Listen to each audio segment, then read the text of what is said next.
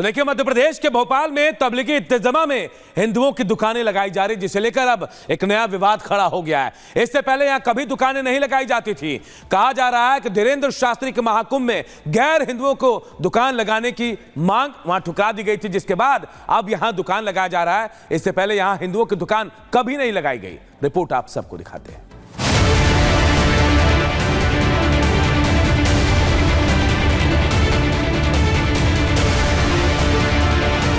अगले साल प्रयागराज में महाकुंभ होने जा रहा है, जिसमें संत समाज की ओर से गैर हिंदुओं की दुकानें ना होने का मामला गरमाया हुआ है, जहां मांग के समर्थन और विरोध में दलीलें दी जा रही हैं। इसी बीच अब मध्य प्रदेश की राजधानी भोपाल का तबलीगी इज्तिमा भी चर्चा के केंद्र में है, जिधर हिंदुओं की दुकानें लगाने का मुद्दा सुर्खियों में है। देश दुनिया से करीब 10 लाख से ज्यादा मुस्लिमों के शिरकत करने वाले इस आयोजन में हिंदुओं की दुकानें भी लगने जा रही हैं। आयोजन में हिंदुओं की दुकानें लगने पर हिंदू संगठनों ने इसे बाबा बागेश्वर के बयान का प्रभाव बताया है। उनका कहना है कि बाबा बागेश्वर के बयान के बाद ही ऐसे कार्यक्रम में हिंदुओं की दुकानें लगाई जाने दी जा रही हैं। जिस प्रकार से पूज्य बागेश्वर धाम के धीरेन्द्र कृष्ण शास्त्री ने कहा है कि हम कुंभ में इनकी दुकानें नहीं लगने देंगे, उसका पटाक्षेप करने के लिए ये इज्तिमे में हिंदुओं की दुकान लगवाई जा रही है। नहीं तो इनकी क्या मंशा है, ये पूरी दुनिया में जग जाहिर है। वहीं इस मामले में सियासी एंट्री भी शुरू हो गई है। हिंदुओं की दुकानों पर बीजेपी विधायक रामेश्वर शर्मा का कहना है कि हिंदुस्तान में हिंदू कहीं भी दुकान लगा सकते हैं। तो वहीं कुंभ को लेकर उन्होंने कहा कि ये एक मेला है जिसमें हर कोई जा सकता है, जबकि कुंभ हिंदुओं का धार्मिक उत्सव है। इज्तिमा कमेटी ये मेला है और वहाँ आसपास लगी हुई हिंदुओं की आबादी बरसों से है।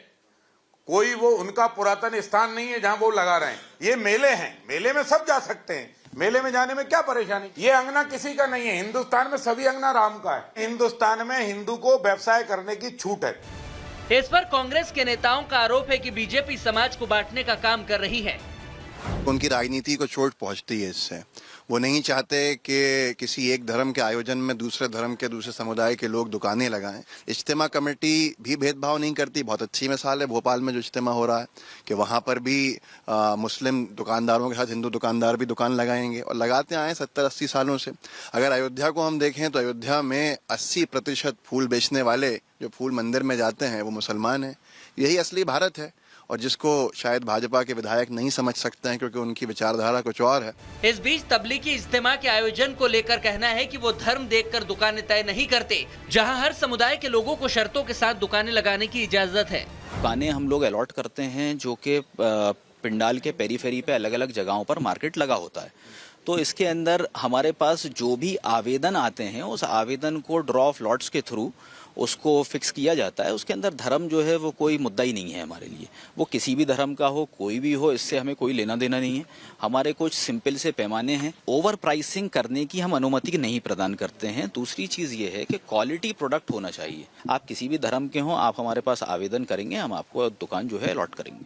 भोपाल में तबलीगी इज्तिमा के आयोजन में लाखों लोगों के शामिल होने पर पुलिस ने भी व्यवस्था सुनिश्चित करने के लिए तैयारियां की हैं, जिसके लिए भोपाल पुलिस कमिश्नर ने कार्यक्रम स्थल पर कमेटी के सदस्यों के साथ बैठक की। तो वहीं सुरक्षा की दृष्टि से करीब 1500 जवानों को तैनात किया है। इस ईटखेड़ी में एक बड़ी इज्तिमा का आयोजन है, जिसमें 29 तारीख से 2 दिसंबर के बीच में, 29 नवंबर से 2 दिसंबर के बीच काफ़ी बड़ा आयोजन है, जिसमें लाखों की संख्या में लोग आते हैं। उसको ध्यान में रखते हुए पुलिस व्यवस्था को देखते हुए व्यवस्थाओं को लेकर के अभी बैठक हुई। आज आयोजक के साथ में जितने भी आयोजकगण हैं वो इसमें सम्मिलित थे। खासतौर पे पुलिस के अगर मुद्दे पर देखें तो पार्किंग की मुद्दा काफ़ी बड़ा है, चूँकि लाखों की संख्या में लोग आते हैं। साथ में ट्रैफिक में कहीं किसी तरह से जाम न लगे, इन सारे व्यवस्थाओं को देखते हुए यहाँ पर लगभग आसपास पूरी व्यवस्था में 1400 का अतिरिक्त बल भी इसमें लगाया जाएगा। भोपाल में तबलीगी इज्तिमा के आयोजन में हिंदुओं की दुकानें लगने की खूब चर्चा हो रही है, जिस पर एक पक्ष का कहना है कि यहाँ पर पहले भी ऐसा होता रहा है, तो वहीं दूसरे पक्ष का दावा है कि ये बाबा बागेश्वर के बयान का असर है, जिसके बाद ये होने लगा है। Bureau report, Republic Bharat.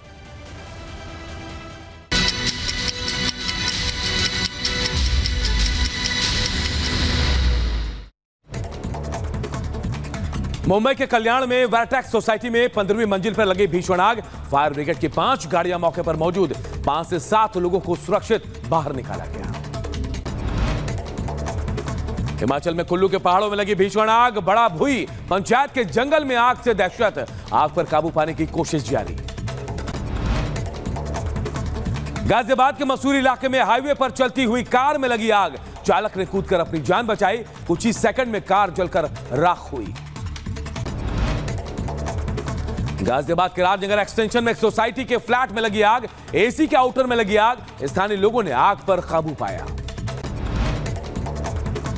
UP को उन्नाव में 150 साल पुराना पुल ढहा, पुल की जर्जर स्थिति को देखते हुए 3 साल पहले ही आवागमन बंद कर दिया गया था। यह पुल कानपुर और उन्नाव को जोड़ने के लिए बनाया गया था। लखीमपुर खीरी में पिंजरे में कैद हुआ आदमखोर तेंदुआ, कई मवेशियों और कुत्तों पर हमला कर चुका था तेंदुआ, पकड़े जाने पर लोगों ने राहत की सांस ली। रायबरेली में तेज रफ्तार रोडवेज बस ने ट्रैक्टर को मारी टक्कर, ट्रैक्टर के उड़े पर खच्चे, हादसे में ट्रैक्टर चालक घायल, अस्पताल में कराया गया भर्ती। बदायूं में जमीन विवाद को लेकर 2 पक्षों में चले लाठी डंडे, कई लोगों के घायल होने की खबर, मारपीट का वीडियो हुआ वायरल। बदायूं में बर्थडे पार्टी में हर्ष फायरिंग का वीडियो हुआ वायरल, लाइसेंसी असला चलाता दिखा शख्स। वाराणसी में गांजा तस्करी के इंटर स्टेट गैंग का पर्दाफाश, ट्रक में रखी प्लास्टिक की 17 बोरियों से 400 किलो गांजा बरामद, पुलिस ने एक तस्कर को भी पकड़ा। यूपी के मऊ में पत्नी के शव को ठेले पर लेकर ढोता रहा पति, पैसे के अभाव में एम्बुलेंस की व्यवस्था नहीं होने पर लोगों से लगाई मदद की गुहार, पर कोई नहीं सुना। बलिया से 50 किलोमीटर तक ठेला चलाकर पहुंचा गांव। मुजफ्फरनगर में पुलिस ने पटाखे छोड़ने वाली बुलेट बाइक पर की कार्रवाई, बुलेट बाइक का चालान करने के साथ ही बाइक को सीज कर लिया गया। चंडीगढ़ के सेक्टर 26 में रैपर बादशाह के नाइट क्लब के बाहर धमाका, गोल्डी बराड़ ने ब्लास्ट की जिम्मेदारी ली, सोशल मीडिया पोस्ट को वेरीफाई करने में जुटी है पुलिस।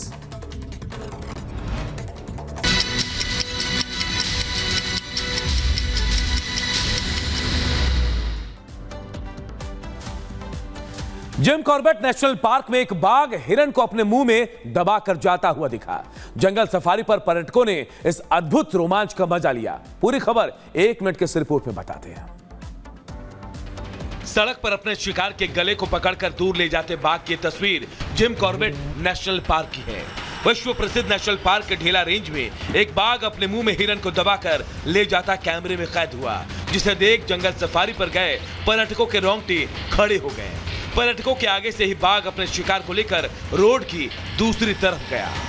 बाघ भारी भरकम शिकार के गले को अपने मुंह में दबाकर सड़क पार करता दिखाई दे रहा है, जो देखने में रोमांचक तो लग रहा है लेकिन काफी डराने वाला भी है। तस्वीरों में बाघ अपने शिकार को लेकर पूरी ठसक के साथ सड़क पार करता है, जो साफ दिखाता है कि बिना किसी डर के किस तरह से जंगल में बाघ किस तरह अपने शिकार को दबोचता है। उसकी ताकत के आगे कमजोर जानवरों की एक नहीं चल पाती। वीडियो को देखकर लोग जहां काफी रोमांचित हो रहे हैं, वहीं बाघ की ताकत और ठसक का अंदाजा भी वीडियो को देखकर लगाया जा सकता है। Bureau report, Republic Bharat.